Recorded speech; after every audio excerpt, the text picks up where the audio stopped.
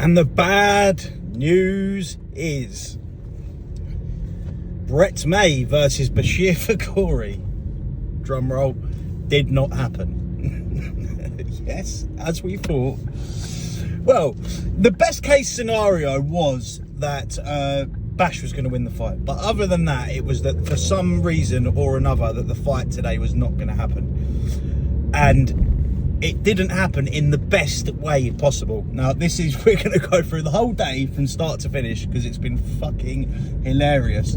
So, 8:30 this morning, 8:15, something like that. Bash, surprise attack on Brett. He's put up a video saying he's on his way to Doncaster. He's at Canterbury train station. I thought he lived in Hastings, but he must have moved back to Whitstable. But yeah, he's at Canterbury train station and he is on his way to Doncaster. He's going to surprise Brett with an early visit because the fight was supposed to be on Friday or Saturday. Trains tickets got shared. Then no one's heard anything of Bash for a little while. Brett's then brought out a video saying he can't get hold of Bash. Bash's phone's off, and he's basically trying to get hold of him. Bash then turns up, and he is at Doncaster train station, and he's asking, "Someone come get me. I've had enough." Bearing in mind, by this point in Bash's video, you can normally tell when he's been drinking and stuff because he really starts talking utter fucking gibberish and slurring his words and stuff. And he seemed pretty sober in the video that he put up, bearing in mind that was 8 o'clock in the morning. So by the time he's finally got to Doncaster, I would have thought it's probably about 12 now by this point, maybe half 12. And he's asking for someone to pick him up, but he still seems pretty sweet. Brett then makes a video. Brett's friends have gone to get him. Fight's happening in an hour and a half, 2 hours. He said that his friends are going to take Bash, they're going to take him to a canal, they're going to dunk him in the water to make sure he hasn't got any tracking devices on. Now, the Doncaster Don Corleone does not mess about when it comes to security measures because, you know, he's not going for a straightener, just a fight, just a punch up with Bash. This is like serious measures that he needs to take. So, phone's been removed from Bash. He's been taken in a van somewhere, dunked in a canal. He's wearing no tracking devices. Mate, if I turned up for a straightener with someone and they were fucking telling me to go and fucking to go and have a dunk in a canal to make sure I'm not wearing any tracking devices, I'd tell them where to go. Anyway, pay-per-view's all booked up. Links online. Everyone's waiting. There's like nearly 2,000 people in Shadow Boxers live because we're all sitting there waiting. When's this fight going to happen? This and that. And the time's ticking. So then then it's arranged that it's going to be on at 3 o'clock. 3 o'clock rolls around. Nothing. 3:30 rolls around. Nothing.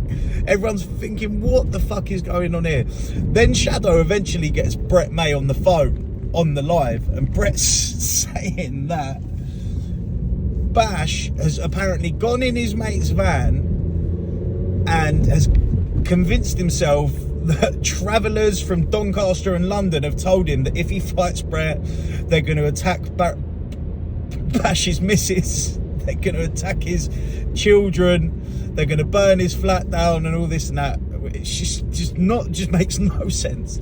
Now, bearing in mind, Bash is a fucking lunatic, and not obviously in fighting terms he's a crazy man, but in terms of he's probably like got some sort of mental health issues, along with all the times he's been hit in the head. He's obviously just completed his rehab, looking like he's relapsed, but he has done this before. So he done this to the Shadow Boxer, and everyone just thought that Shadow Boxer was lying because Shadow Boxer's been known to tell the odd porcupine. And Bash went out to Ireland, and in the same situation, the same thing happened where he basically went and wouldn't refuse to come out. So apparently Bash is threatening to ring the police on Brett. Brett's sending people to this travelling shop. Oh, Bash also did it.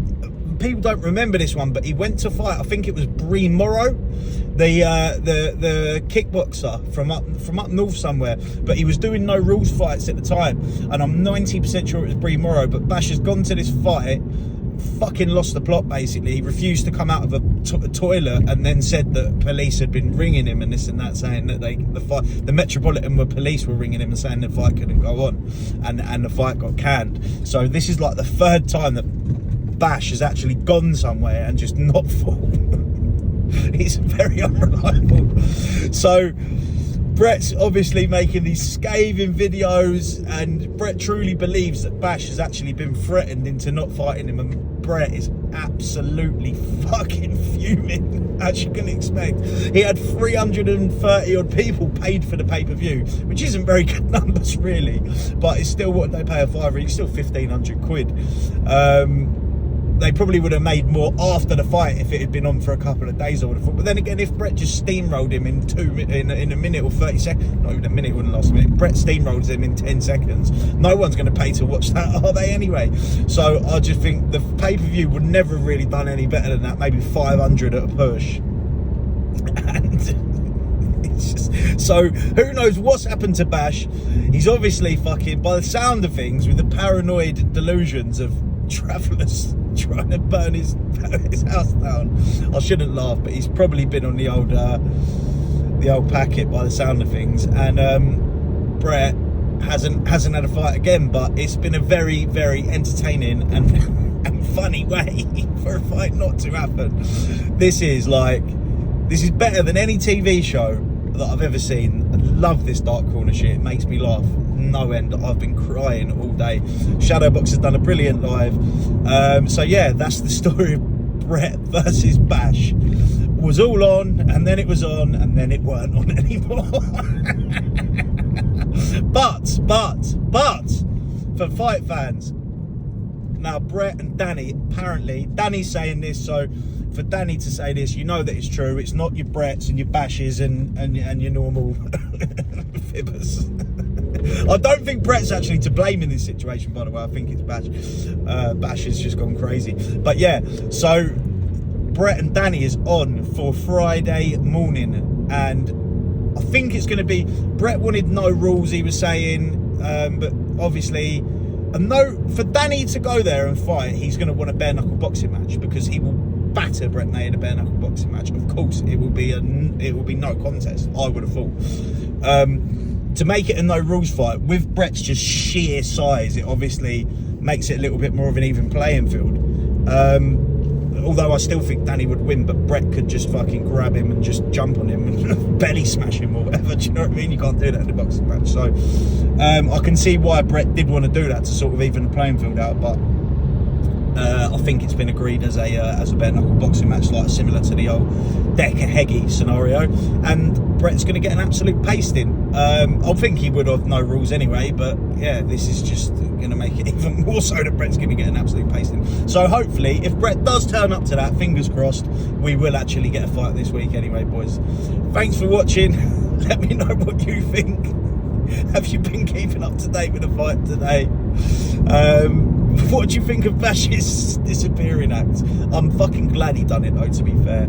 It's been comedy gold, and always entertainment value. Adios. If you got this far, subscribe. La Boche.